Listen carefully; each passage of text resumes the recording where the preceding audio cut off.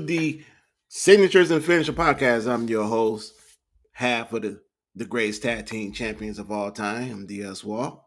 And before I introduce the other half of the greatest tag team champions of all time, I want to thank everybody for tuning into our show. Deeply appreciate it. Make sure you like, subscribe, comment, and share because we need all four of those. And welcome to everybody who is on my Facebook page, who is wrestling fans. I know it's a lot of you MFers out there. Sorry for my language. So y'all better watch this show. I know a lot of y'all out there, especially on my page. Don't be holding back. Don't be talking about, I ain't know you had a wrestling podcast, cuz. I ain't know you had Yeah, you did. Because it's live on my Facebook. So make sure y'all watch it. Now, joining me today is my tag team partner, the guy who created one of the best signatures and finishers of professional wrestling, the Code Breaker, or the Lion Chamber. Which one is it? Is it the Lion Chamber, or is it the Lion Heart, or is it the Code Breaker? Which one? Well, it's the Lion Tamer. Let's start there. It's the Lion Tamer. I mean, they so many different names for it. I don't know. He hasn't done a proper Lion Tamer since he got the WWE, so can't really even go with that anymore. WWE's too safe and wouldn't let him do it anymore. Yeah, they're just calling it a Boston Crab. Yeah, it's just a Boston Crab, a very terrible looking Boston Crab at that. Yeah, I guess that Walls of Jericho, whatever. Walls of Jericho and the Coat Breaker, and anytime you go to New Japan, you put the face paint on, kind of like a creepy old guy. Hey, you know. Don't talk about the Great Muta like that. Oh God, that was one of my favorite wrestlers growing up. Ladies and gentlemen, my tag team partner Jamie. Tag team partner that couldn't remember to shut his laundry room door behind him. I am on fire right now. Yes, and we can see all the dirty laundry coming out that room. Hey, that's the drying rack, first off. Hey, at least you ain't seen my basket right now. You ain't seeing that, but actually, I do got somebody right behind me. Let me grab him. Let me grab him because he been wanting to talk. Uh-oh. Okay. I saw that before we started, and I was like, what are you doing over there? Yeah, this is our bodyguard. This is big, everybody. We all need bodyguards. We all need somebody to watch our backs. And our bodyguard like to wear a two-piece suit, white with a black tie and a nice-looking hat. Keep one in your house. Trust me. Love you, big. Miss you. So, you got Nomies out in your front yard, don't you? I got what? Nomies. Nomies? No. Like I got about garden gnomes, but it's like Ludacris and DMX and Tupac and stuff. No. I do got a Tupac doll right over here somewhere. No, but if you look outside of my house, I got about 5 cats standing right in my front lawn waiting for the dog to come out. So I don't know what that's all about. I think my man, there's a big orange cat that likes to torture Peanut. Every time that he outside, Peanut chases him. He makes fun of him and all that. So he went back, got his crew. They all lined up waiting for Peanut to come outside. And I ain't gonna let Peanut outside because I don't think Peanut could take on 5 cats. It's just probably and one was a black cat too, so I just don't know.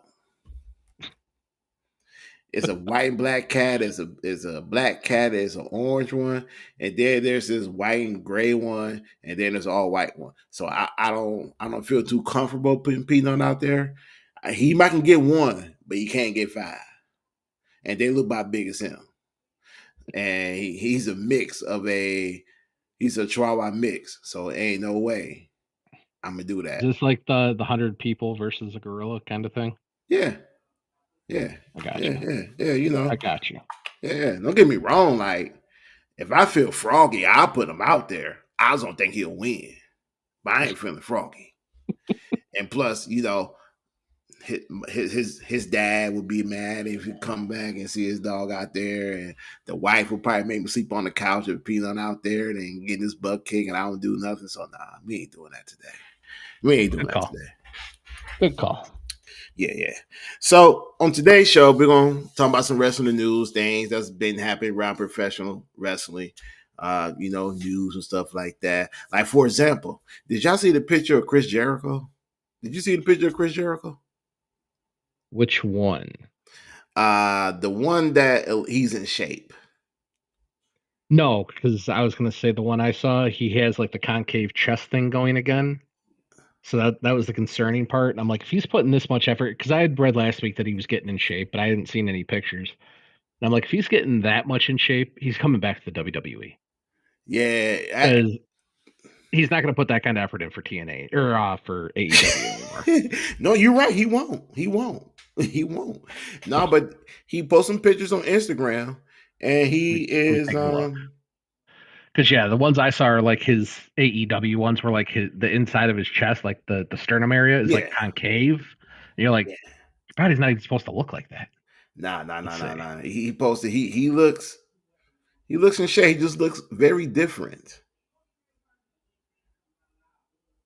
I mean, most people get in shape. They got some man boobs. Chris Jericho looked like he had plastic surgery done. Well, I mean, he might have. All right, so this is 3 days ago. Chris Van Vliet. Oh yeah, see, he's still got the weird chest thing going on though. Yeah, Like, yeah, yeah, yeah. uh, I don't know. Yeah. So Jericho lost some weight, but he put on some muscle. He looks very different. Now remember, he was in AEW. He had a bare gut. He had man boobs. He had his body went through a lot of changes when he's in AEW. And then when he left, he got somewhat got in shape. You started seeing the 6 pack. He looked good, but he wrestled terrible. Now he's taken to another level at the age of 55. I mean, if I can look like that in 13 years, I'm not going to complain. So Hey, look, that's all I can say. if I could look like that in 8 years, I'm definitely not complaining. Hell, Chris Jericho, mad to you. Now, as you said, it looks like he's getting ready to come back to the WWE. And it's gonna get one last run in. Yeah. And along those lines, Chris Jericho also made some news as my tag team partner would say he must not be in good terms with AEW when he said this, because when he said, and he quote his words, um, TNA looked like the second biggest promotion in wrestling. In the world. Oh, In the excuse world. me, in the world. I'm sorry, world. I don't. I mean, look, we all know TNA is trying to get a TV contract. We all know TNA is working with the WWE or using the WWE trying to get that contract. They're using each other. Now, do TNA has they look better over the years? Do they look better this year? Yes, they do. Do I think they're the second biggest promotion in the world? No, I don't. In fact, I don't. There is no second bigger promotion because if you look at TNA, if you look at AEW, if you look at all the other promotions, they are the same. They're all Mhm. indies. There's only one promotion, that's the WWE. We all hate to say that because we want TNA, we want AEW, we want Maple Leaf Pro Wrestling, we want JCW to rise up and compete with get the WWE, compete with them. But fortunately, that's not going to happen. So if Chris Jericho thinks that TNA is the second biggest promotion in the world, what is he watching? Don't get me wrong. The talent over there is great, but they're on the same level as AEW. Well, I think it was more just taking a shot at AEW more than anything because he's clearly on the outs with him with Tony Khan. So it was probably just another way to take a shot at him. Which kind of Again, he's surprising. not putting that kind of effort in to go back to AEW, where he's already done everything there is to do in AEW. It's getting in shape so he can have one last big hurrah in WWE and calling it a wrap. I mean, you're 55. You can't be going too much harder than this period. So, Look, he's uh, 55, but there's no way he can be a full-time wrestler. no. He's probably going to come back, have one extended program, drop into a managerial role, and just quietly retire. Or he brings back the Jericho talk show. Was it the Jericho highlight reel? Yeah. He could Talk is always do that. Jericho, highlight reel. Yeah. Yeah. I don't think they'd keep him around just for that, but No, no. I would Jericho needs to be in wrestling, whether he takes on like a managerial role or a stable manager or something. He's too good on the microphone not to have around. And if there's anything WWE struggles with, it's building characters and characters that have a personality. Jericho's a very strong personality and could teach these guys a lot. Character development. Need that. And he's one of the best people at revitalizing their own character. Him and The Undertaker both, I would say, are the two best at keeping their gimmicks fresh and revitalized. Yeah, that is true. Whether you like Chris Jericho or not, Chris Jericho leaving AEW, that's a big loss because of the simple fact that Chris Jericho took on a role where what was his last gimmick? The learning tree, having out Big Bill, and I forgot the other gentleman's name. Now we're It was just Big Bill and damn. I just had it too as soon as you said it, and then I went to say something I forgot. yeah. No, it's the gimmick itself was okay, but it wasn't the gimmick. It was about Chris Jericho is helping these two guys establish their names on AEW. I mean, Big Bill, I mean, he been in wrestling for a very long time. I mean, he was in WWE till he got fired. But getting these guys established on AEW, helping these guys make a name for themselves, that was mainly Chris Jericho. That was what he's doing. I mean, anytime Tony Khan needed a go-to guy, he called on Chris Jericho. How many times we seen Chris Jericho ringing around a champion? He wasn't ring on champion because of his skill set. He's ring on champion because he needed a TV deal. Mm-hmm. And a lot of us do forget Chris Jericho was the first ever AEW champion. Why? Because they needed a TV deal. They needed a guy. They couldn't give it to John Moxley. He's not that guy. Jericho was the first WWE Unified Champion. He was.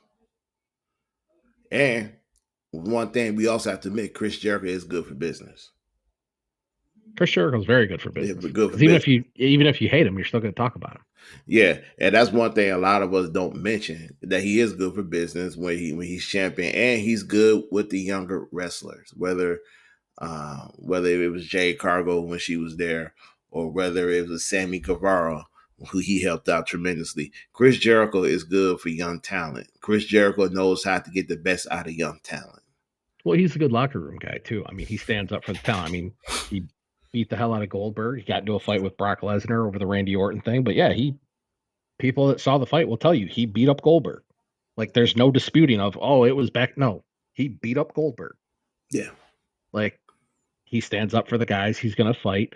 And if there's anything that WWE would desperately need right now, who do you think the locker room leader in WWE is? I was about to say the halftime part-time guy, but there's really no locker room leader strong enough, Exactly. I should say. There's a couple. You'd say Cody, you'd say Randy Orton, but none of those guys have like a authority, like they're going to stand up and say, no, this is wrong and do something about it. That's the type of guy Jericho is. He's going to do those things. They haven't had that since Undertaker left, which has been years now, 5 years.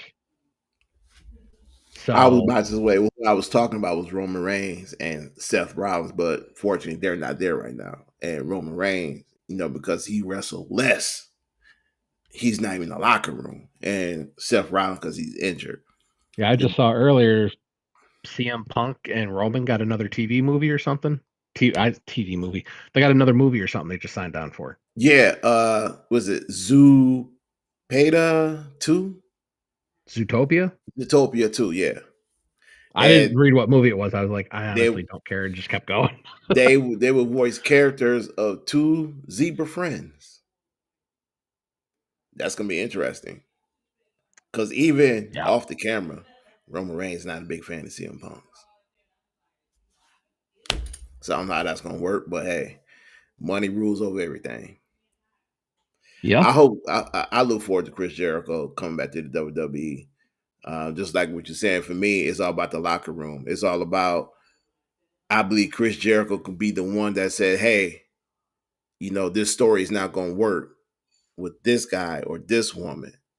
And he has that clout to say that, and that clout to, hey, you got to change this. Well, that, and what's the worst case? You fire him? The dude's made so much money, he doesn't care. And he doesn't need to care. Either you do it right or You don't do it with him, period.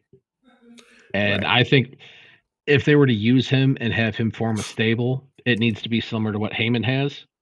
Take some of the other younger guys and put them with Jericho. Chris I mean, Jericho. look at how good Kevin Owens had it when he was partnered up with Jericho. Yeah, because think about it. When he was the champion, World Heavyweight champion, they didn't do nothing with him. He didn't. He won it, but there was no relation with the fans, and that's kind of surprising me to say that. The fans, good or bad, they love Kevin Owens. Mm-hmm. But when he teamed up with Chris Jericho, it just took his character to a whole nother level. Chris Jericho brought something out of Kevin Owens that Kevin Owens was missing. And the man's a Kevin genius. Owens probably making his way back sooner than later. He was running sprints and everything a couple days ago. I saw looking pretty good. Yeah. Yeah, there is report that he is ahead of schedule. Don't know when he's gonna return. It'll be sometime in 2026. And at this point, I want Kevin to come back to return. However, I just don't want him to over push it. I don't want him to re-injure himself. So, you know, hope he listens to his doctors because the Well, quality of he's life is a lot better than coming back in the ring. well again. He's another one that's on the wrong side of 30. Yes.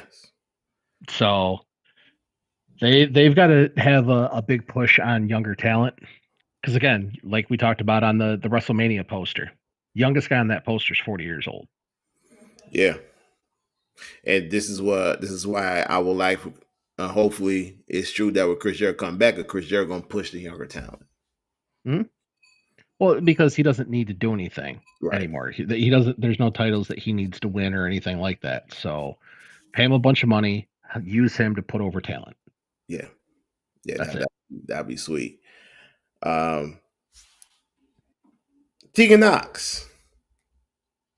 For someone who been released and complained for the whole year that he couldn't find work, but then you get work in the tag team and you walk out, and what's potential could have led you to a contract. I get it, it's AEW, but it's work. You can't complain about not getting work, and then when you get work, you walk out of work. So I'm gonna read you this. Blow my mind, Sensei. Blow my mind. Tegan Knox, who goes by Nixon Newell, and Miranda. I don't know, man. If I say Alizé, that's Yeah, I can't tell you what her last name is supposed have to be been though. talking have been the talk of the wrestling industry on social media over the weekend due to accusations stemming from what should have been a second match in AEW for the tag team. Newell and Alizé have responded to the accusations in an attempt to clear up what they claim to be misinformation. It's always misinformation on the stuff like this. Always. Newell and Alizé made their AEW debut on Collision at the end of October in a losing effort to Megan Bain and Marina Sheriff. The pair clearly impressed Tony Khan and company, and they were brought back for a second match in that many weeks. So this is what happened. They wrestled Megan Baines and Serena. Marina. Whatever. This is Marina. And I can't look. I'm not good with names pronunciations. It's a bit frustrating. Can't even get your own Anyhow, show right. it was a 3-minute match. They didn't like it. They felt that it didn't need more time. But along those lines, needing more time, they kind of made life difficult during that match, and I guess it was a move where Mega Baines had picked one of them up. I think it was Tegan Knox. She picked her up, but it was some resistance. So they made it move a little difficult than it needed to be. And if you watched the match on Collision, you would have seen that Mega Bang was kind of pissed off about it. Now the match did go 3 minutes. They lost. They left. They were the replacement tag team. Um, I think they were supposed to fight Anna Jay and what's the other Ty Mello. They didn't want that match. They didn't want to wrestle that match, so they left. The replacement tag team at the last minute took their spot, and that's when all the backlash started to happen. Anyhow, one of them post a picture. They was at a restaurant eating dinner and talking about how good of a time they were having. And Tegan Knox came out and tried to defend their situation, basically stating they said that they weren't told who their opponents would be that night until very late in the day. And when they informed of the plan, they were told their match will only be 3 minutes long. We were polite, we were respectful, we called our producer over, and we said, hey, I don't think 3 minutes are going to benefit either of us. Not just us, but everyone in the tag team. If you follow Tegan Knox, Newell on Twitch, she go into more detail. Both pairs said they were never bad blood. We spoke to everyone involved. It wasn't a FU. We're leaving at all. We spoke to a lot of people about this. And they were all in agreement like, hey, 3 minutes not good for anyone. Newell added that after polite conversation with all involved, she and Alizé were told they're welcome to leave. And in the interest of giving those working space and having nothing else to do on the show, she and Alizé left, knowing that they didn't storm out as rumors suggested. Even after telling their side of the story, clearly not everyone believes Noel and Alizé made the right call by turning down the chance to compete in AEW for the second week in a row. Ty Valkyrie tweeted on Sunday that it's a wrestler's job to make every second count, no matter how little time they might be given. Noelle also reminded fans that she still plans to retire within next year, so she might simply not want to compete in matches for the promotion that she doesn't think are worth her time. There you go. If you're going to retire in a year, why ain't bother wrestling?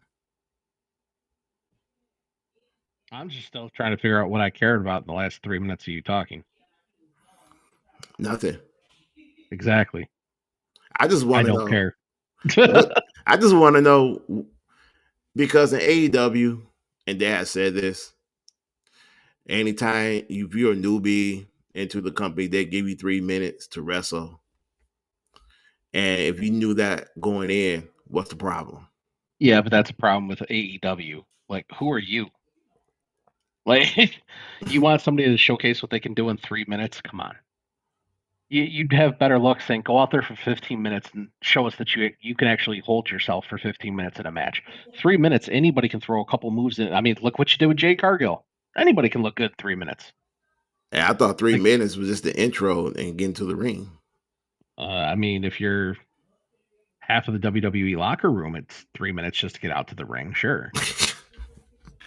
But if you're trying to haze, they're not going to say it's hazing, but if you're trying to test out new talent or anything like that, put them out there for 15 minutes. Go through 2 or 3 commercial breaks and see if you're still holding people's interest. Yeah. Going out there for 3 minutes ain't going to do anything for anybody. Yeah. That's how they felt. But for Tegan Knox to have that kind of like, that's not good enough for us, like, you got fired from your last job. Like, and not only that, she didn't tore 4 ACLs. Yeah.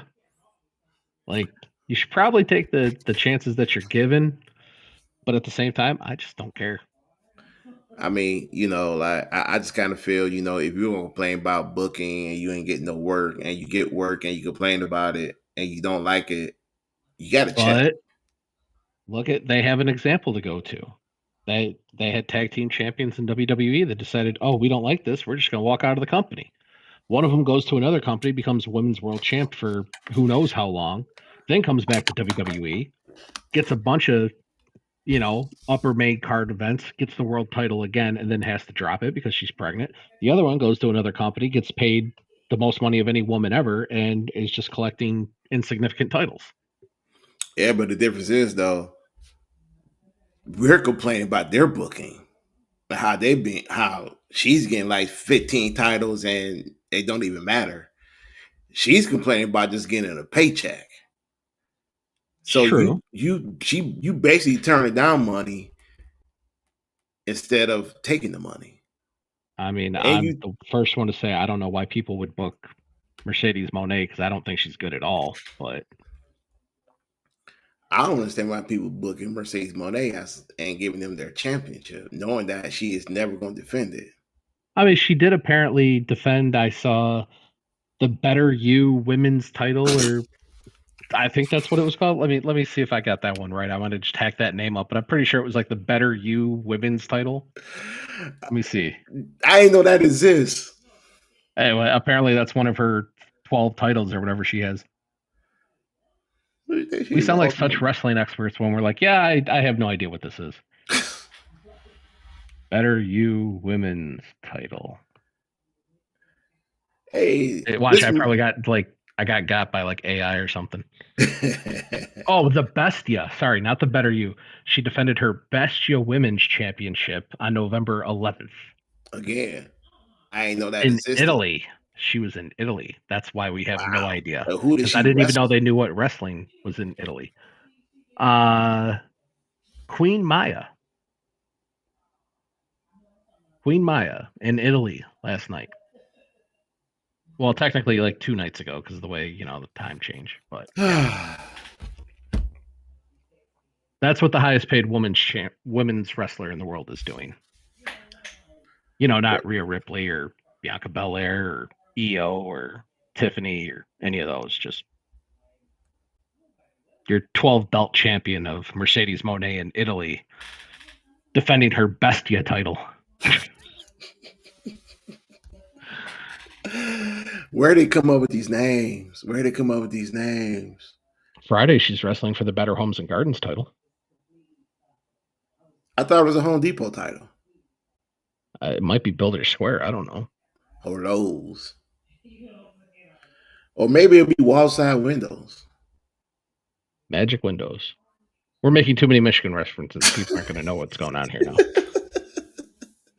Hey, Home Depot and Lowe's, they're nationally known. Those are, yeah. Yeah. Was it Lowe's that bought Builder Square? Or was that Lowe's? Or Home Depot? I think it was Home Depot. Doesn't matter. Yeah, don't matter. Don't matter. Don't matter. She can put the Burger King Women's Championship on the line, ladies and gentlemen. So make sure y'all tune into that. Apparently, AEW is not making a new wrestling game anytime soon either. So that was a little bit of news I had read a couple days ago. First one didn't go over so hot, as you could probably keep up with when the game was being made, that they were having all sorts of issues with it. And you talking about all the hard work that Kenny Omega put in? It takes a lot of effort to mash buttons on a controller. Yeah. I mean, I liked what he was going for. He wanted to go for the Nintendo 64 wrestling game aesthetic. Those are still my favorite wrestling games of all time, even over the new stuff. I played Fight Forever. I technically own it. It's in my PlayStation library. I played it once. It's bad. It's just a bad game all around. Oh, wow. So I can see why they wanted to pump the brakes, but how much was that the developer and how much was that AEW's influence on it? I mean, Tony Khan was like promising the game would be out before it was like even close to done. So they might have been rushed on their schedule. Who knows? But apparently they're not making a new one anytime soon. Good. Because I kind of felt that AEW was kind of rushing things a lot. When you're a promotion, and especially when you like someone like AEW, who's kind of fairly, you've been in this game for, at that time, about 4 or 5 years. I mean, the game came out it last started year. in what, 19, right? Yeah, but I'm talking about the game came out last year. The game right? out in 2023. So Okay, they'd only been around for like 4 years. 4 years. Why are you in a hurry to put out a video game? Because that's where, the money is. But at the same time, like, you got to focus on what you do first. You are a wrestling company. You need to be focused on putting out the best wrestling possible, building up that base so that people want to go get your game. Apparently, enough people were buying it, and then they realized it's trash, and then they just stopped playing it. But yeah, they for only being around 3-4 years at the time. I mean, you were around for like a year and a half before they even announced that the game was coming out. Like you gotta establish yourself way beyond that. Yeah, you want to at least build up your characters, your guys up, your women up, and make sure you put a name out there for yourself. I mean, look, it takes a long time just to be built your company up. So they should have took the time and built their company up and then introduce a game. You don't introduce a game year four. You're still green. You're still new to the business. Just because you got guys who've been in the business a very long time, that don't mean anything. As a company, you're green. So you should have built your company up, then introduce the game. You don't build your company up and introduce a video game. No, it's crazy. Yeah. It's crazy, man. Hey, so you sent me something on the WWE attendance on SmackDown. And yes, we are talking about that show. That show where I heard somebody said that SmackDown is worse than AEW Collision.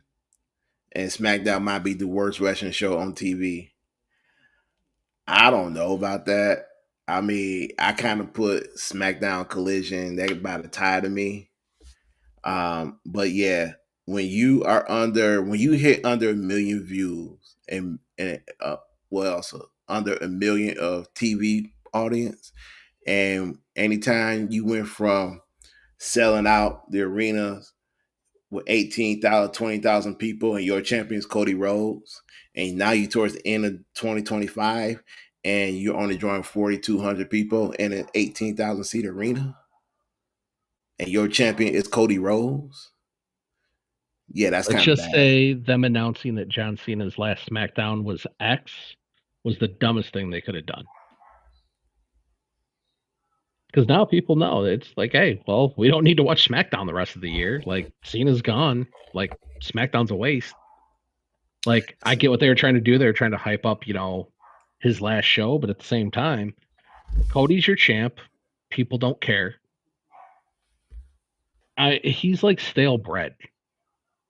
I don't get the Cody Rhodes love. Like I got it when he was, fighting to be champ and like working his way to it and all that. I got it. Like there was a good story there, this and that, yada yada yada. Cody as champ is the most lackluster, boring thing in all of wrestling. And the attendance is showing it. The TV, it's not just the attendance. People aren't watching the show on TV. And And you're not doing anything with any other characters to make people want to watch SmackDown because they got their big fancy deal with Netflix. So they shift all the people over to Netflix and yada, yada, yada. Even when they showed Cody on Netflix, there wasn't that big of a pop. I mean, people popped a little bit, but it wasn't like nearly as much as you would expect it to be. Like his star is dying and it's dying at a very rapid rate. And they just don't want to admit it. yeah, so right now we are in the holiday season. Nobody's going to pay those outrageous prices for WWE tickets. Nobody's going to pay $150 to sit up top. Nobody's going to pay close to $5,000 to sit in the front row seats. That's not happening right now. No, nobody is going to spend money for the product that you putting out there. I'm not talking about the wrestlers. I'm talking about the creative. Nobody's going to spend that money if you're not going to put time and effort into your creative.